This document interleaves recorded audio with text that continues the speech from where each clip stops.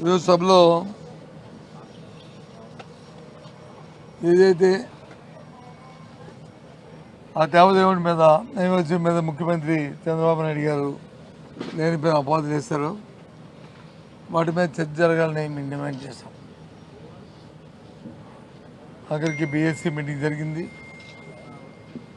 BSc మీటింగ్లో వచ్చి దానికి బిజినెస్ అడ్వైజరీ మీటింగ్లో దాన్ని ఒప్పుకోవడం జరిగింది. యాజ్ యూజువల్గా 24, 23వ తారీఖు ఈరోజు లా అండ్ ఆర్డర్ ఉంది కాబట్టి మరి సమయం అయిపోయింది కాబట్టి దీన్ని రేపు పెట్టుకొని, అలాగే ఎల్లుండు అగ్రికల్చర్ పెట్టుకొని తీసుకుపెట్టి 26వ తేదీ నాడు ఏదైతే తిరుపతి లడ్డు అనే అంశం మీద ఆ దేవదేవుడి నైవేద్యం మీద లేనిపోయిన అపాధ చేసిందో ప్రభుత్వం ఏ రకంగా ఆ పేరు పెట్టుకుని ఇంద్రాపూర్ అనే డైరీ హెరిటేజ్ అనే సంస్థ వెనకాల నుండి ఏ రకంగా దోచుకుంటున్నారో రాష్ట్రంలో అవన్నిటి మీద చర్చ జరగాలని కోరాం. ఆ చర్చ 26వ తారీఖు నాడు మరి అంగీకరించింది.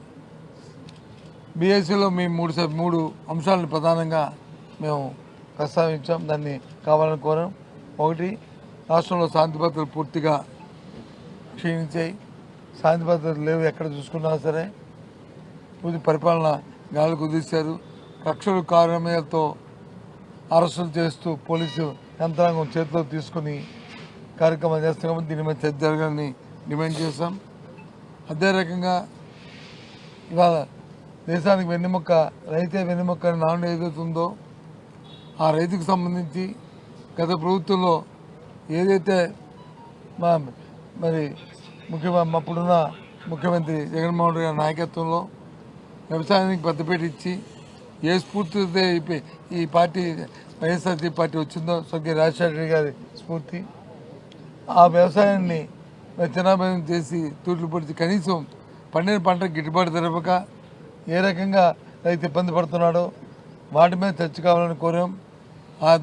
అంతేకాదు, దాంతోపాటు కనీసం ఇన్సూరెన్స్ కూడా ప్రభుత్వమే గొప్పగా చెప్పింది, మేము ఇన్సూరెన్స్ కడతాము, మా రైతే కట్టుకోవాలని అని చెప్పి కనీసం ప్రభుత్వం కట్టవలసిన వాటాను కూడా ప్రభుత్వం కట్టక హార్టికల్చర్కి అయితే అసలు తోటలకి మామిడి తోటల కాడికి ఇన్సూరెన్స్ ప్రభుత్వం కట్టవలసిన వాటాను కూడా కట్టట్లేదు. రైతాంగం కొంచెం చాలా ఇబ్బంది పడుతున్నారు. ఓ పక్క వచ్చి పొగాకు కానీ లేకపోతే మిర్చికి కానీ లేదా మేజికి కానీ లేదా మామిడికి కానీ లేదా ఏ పంటకు కూడా కోకోకి కానీ ఏ పంటకు కూడా సరైన లేవు. ఈ రకంగా ఇబ్బంది పడుతున్నాయి. ఈ ప్రభుత్వం ఆలోచన ఒక్కటే, వాళ్ళకి ఎక్కడ దొరుకుతుందో ఎక్కడ అవినీతితో సంపాదన చేద్దామనే మాట తప్ప, దోచుకోవాలనే ఆలోచన తప్ప ప్రభుత్వం లేదనేది కాబట్టి దాని మీద చర్చ జరగాలని కోరాం. అలాగే మరి దేవదేవుడి మీద ప్రసాదం మీద వచ్చిన డిస్కషన్ ఏది ఉందో ఆ చర్చ కూడా అడిగాం.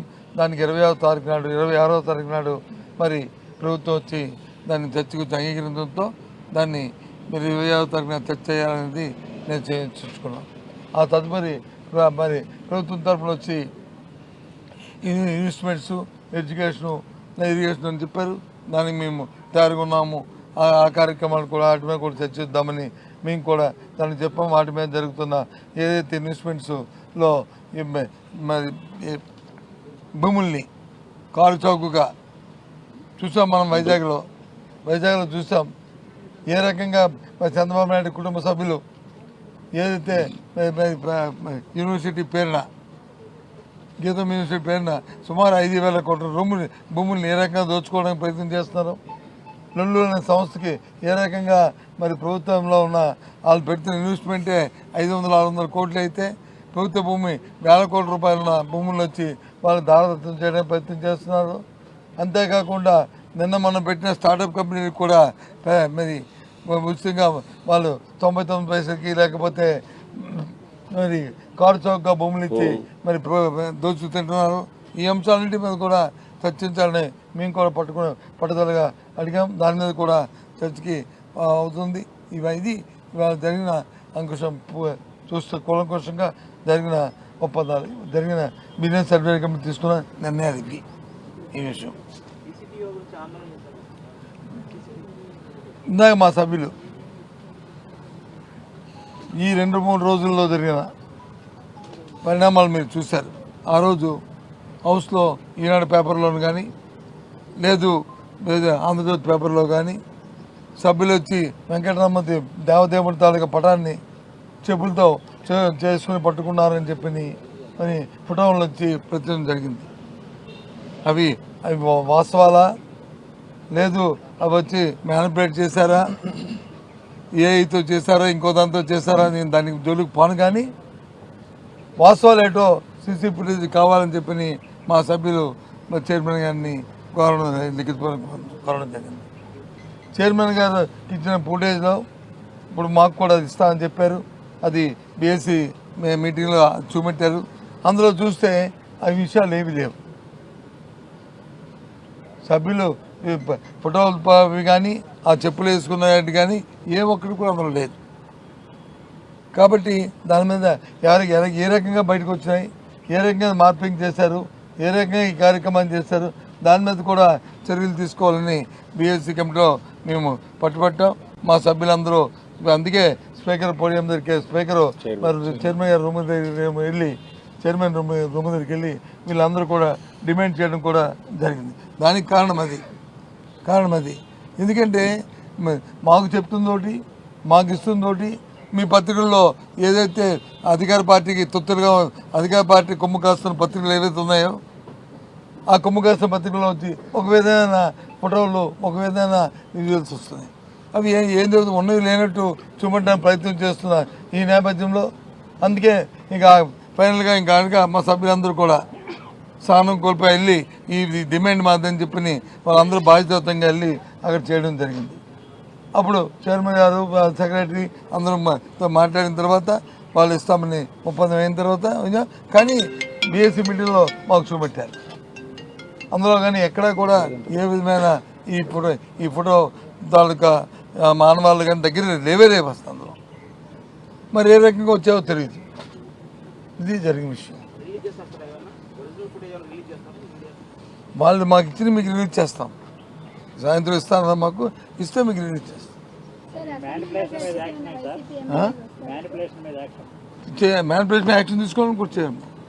ఏదైతే మాకు ఇచ్చారో మాకు ఇచ్చినమే మరి పత్రికలు కూడా ఇవ్వాలి కదా, లేదా పత్రికలకు ఇస్తే మాకు కూడా ఇవ్వాలి కదా, లేదా అధికార పార్టీకి ఇస్తే మాకు కూడా ఇవ్వాలి కదా, మాకు ఇస్తే అధికార పార్టీకి ఇవ్వాలి కదా. అందులో ఈ అంశాలు లేనప్పుడు మరి చర్య తీసుకోవాలని ఇప్పటికే రైటింగ్లు ఇచ్చాం. మేము ఇవ్వడం ఏంటి, చైర్మన్ గారు కూడా కొద్దిగా బాధపడ్డారు. ఆయన కూడా బాధపడ్డారు. ఆయన కూడా రైటింగ్లో ఇచ్చారు. ఇవి ఎలాగొచ్చాయి బయటికి, ఇవి తప్పు కదా, నాకు మరి ఇవ్వలేదు కదా, నాకు చూపెట్టలే కదా, నాకు చూపెడితే నేను కూడా దీని మీద సభ్యుల్ని అడిగేవాడిని కదా వివరణ, ఎందుకు ఇవ్వలేదు ఏంటి, ఇది ఎలాంటి వాస్తవాలు కాదు కదా, ఇలాంటివి చేయకూడదు కదా, చైర్మన్ కూడా వాళ్ళని అడిగారు.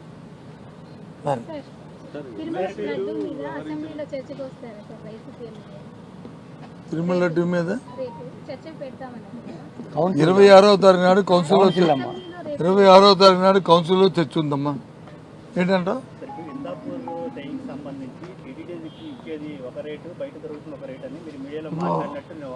వచ్చింది ఇందాక ఆ పేపర్స్ ఉన్నాయి చూపెడతాను మీకు. ఇందాపూర్ ఇస్తాను మీకు చూడండి. ఇంద్రాపూర్ డైరీలో హైదరాబాద్లో అమ్ముతున్న ఒక లీటర్ నెయ్యి 560 రూపాయలు. 560 రూపాయలు. ఇది పేపర్ పక్కన చెప్పేస్తాను, నాకు ఐడియా ఉంది. ఇంకో 2 ఉంటాయి ఇక రాసిన 560 రూపాయలు ప్లస్ 5% జిఎస్టీ మళ్ళీ రిఫండబుల్. అదే 560 రూపాయలకు వచ్చి అక్కడ ఇస్తూ మరి 658 రూపాయలకు వచ్చి తిరుపతికి వచ్చి సప్లై చేస్తారు హోల్సేల్లో. ఇది రిటైల్. ఏ సంస్థకి ఇచ్చారు వీళ్ళు? Eat club bakeries private limited. Previous దాని పేరు వచ్చి నోన్ యాజ్ ఏ పంచు hospitality private limited. Saibaba colony. ఇవి కూడా మీకు ఇస్తాను. ఇచ్చిన ఇన్వాయిస్ కూడా మీకు ఇస్తాను. ఇది 500 రూపాయలు. మరి అయితే ఈ ప్రజలకు అమ్ముతుంది వచ్చి తక్కువ రేటుకి ఇస్తే మరి మంచిది ఎవరు అనుకుంటే మరి ప్రజలకు ఇచ్చింది ఇది మోసమా? అంటే కల్తీ నెయ్యి ఇస్తున్న ప్రజలకి వీళ్ళు కల్తీ నెయ్యి అమ్ముతుందా? వెనకాల బ్యాక్గ్రౌండ్లో హెరిటేజ్ ఉంటూ వీళ్ళు ఎదురు కలిసి కల్తీ నెయ్యి అమ్ముతుంది చెప్పండి. లేదు తిరుపతి దేవస్థానం కానీ మరి ఇచ్చింది ఏదైతే మరి 600 మరి 100 రూపాయలు అవుతున్నట్టుగా ఈ 100 రూపాయలు అధికంగా దేవదేవుడి తాలూకా ఆ ధనాన్ని నేను దోచుకున్నట్టుగా కదా. హోల్సేల్ ఇంకా తగ్గాలి, రిటైల్కి ఇస్తున్నప్పుడు హోల్సేల్ ఇంకా తగ్గాలి కదా. ఇది ఈ పేపర్ మీకు అందరికీ ఇస్తాను. మీకు అందరికీను శుభ ఇది అందరికీ ఇవ్వమ్మా, ప్రెస్ వాళ్ళందరికీ అందరికీ చూడండి, వెరిఫై చేయండి. అదే చెప్పాను ఇందాక మీకు. నా చిట్చాట్లో మీరు అడిగితే కొంతమంది సోదరులు వచ్చి అడిగితే ఇదే చెప్పాను. ఇవి ఈ రకంగా ఉన్నది దీన్ని ఆ కంపెనీ పేరుతో సహా ఇవన్నీ 500 రూపాయలు ఇచ్చి 548 రూపాయలకి ఇచ్చి అంతా గీ నెయ్యి చూసుకుందా అంటే క్లియర్గా ఉంది గీ అని లీటర్ అని. మరి అయితే మరి రిటైల్కి వచ్చి 500 రూపాయలకి ఇచ్చినప్పుడు హోల్సేల్లో మరి తిరుపతి దేవస్థానానికి ఇచ్చినప్పుడు ఆ దైవత్వంతో దేవుడిది కదా అని చెప్పి ₹1 తగ్గించి ఇస్తారు కదా. రాజకీయాలు కూడా ప్యాకింగ్కి ఖర్చు లేదు, కమిషన్ లేదు మధ్యవర్తులు లేవు అన్ని లేవు అన్నీ కదా. ట్యాంకర్ మరి అంటే ఏ రకంగా అందుకు మేము చర్చడిగింది మేమేమి ఎవరి మీద నింద చేయడానికి, ఎవరి మీద రాయిసడానికి, ఎవరి మీద కాదు. ఏదైతే గౌరవ ముఖ్యమంత్రి గారు అందులో యానిమల్ ఫ్యాట్ ఉంది, కొవ్వు ఉంది, పంది కొవ్వు ఉంది, ఆవు కొవ్వు ఉంది, ఈ కొవ్వు ఉందని ముందు చెప్పి దాని మీద అత్యుత్తమ న్యాయస్థానం ఏదైతే సుప్రీంకోర్టు ఇచ్చి దర్యాప్తు జరిపిన తర్వాత సిబిఐ వేసిన తర్వాత సిబిఐ వచ్చి ఒక సిట్ని ఏర్పాటు చేసి ఆ సిట్ నుంచి ఎంక్వైరీ చేసి మరి ఛార్జ్షీట్ ఫైల్ చేస్తే అందులో వచ్చిన అంశాల్లో మేము దాన్ని పట్టుకుని మాట్లాడాం. ఆ తర్వాత ఏదైతే ఇంద్రాపూర్ అనే సంస్థ ఈ 500 రూపాయలు వేసిన తర్వాత ఆ సంస్థకు వచ్చి హెరిటేజ్ వచ్చి మా తాలూకా మ్యానుఫ్యాక్చరింగ్ యూనిట్లో ఉన్న దాంట్లో ఇది 17వ సంస్థ ఈ దేశంలో అని చెప్పి వాళ్ళు చెప్పిన తర్వాత అది కూడా ముఖ్యమంత్రి గారి భార్య మేడం గారి ఫోటోతో కలిపి వాళ్ళ వెబ్సైట్లో ఉంటే అది తీసుకొచ్చి మీకు చూపెట్టాం. ఆ తదుపరి 3 రోజులు పోయిన తర్వాత దాన్ని కో మ్యానుఫ్యాక్చరింగ్ అని చెప్పి వాళ్ళు దాన్ని మార్చారు, అది కూడా చూపెట్టాం. అందుకు మేము అడుగుతున్నాం. అప్పుడు ఈ సంబంధాలతో ఉండి ఈ రకంగా ఉండి నిజంగా మీకు ఆ దేవదేవుడి మీద వెంకటరామమూర్తి గారి మీద దైవంగా భక్తిగా ఉంటే ధనార్జన అనే అంశం కానీ మీ బుర్రలో లేకపోతే, మీకు ఆలోచన లేకపోతే ఓ 10 పైసలు తగ్గించి, ఓ 10 రూపాయలు తగ్గించి, ₹1 తగ్గించి ఇవ్వాలి కదా సార్. దేవుడి తాలూకా ధనాన్ని వచ్చి ఈ రకంగా దోచుకుంటామో చెప్పండి. ఇది న్యాయమా? అందుకు మేము అడుగుతున్నాం చర్చ. వాళ్ళే నిందలేస్తారు, వాళ్ళే చేస్తారు, అంశాలు వస్తారు వచ్చి తోక మనిషి పారిపోవడానికి ప్రయత్నం చేస్తారు. అందుకు మేము పట్టుబట్టాం. ఇది అంశం. ఓకేనా? 27వ తారీఖు నాడు మిగతా విషయాన్ని మాట్లాడతాం. ఈ పేపర్ని అందరికి ఇస్తాం, చూసుకోండి. ఇచ్చేప్పుడు గీ అనేది ఇవ్వాలి, చూసుకోండి సార్. ఒకసారి పట్టుకోండి సార్, ఒకసారి పేపర్ ఏది సెంటర్ పట్టుకోండి. ఇదేనా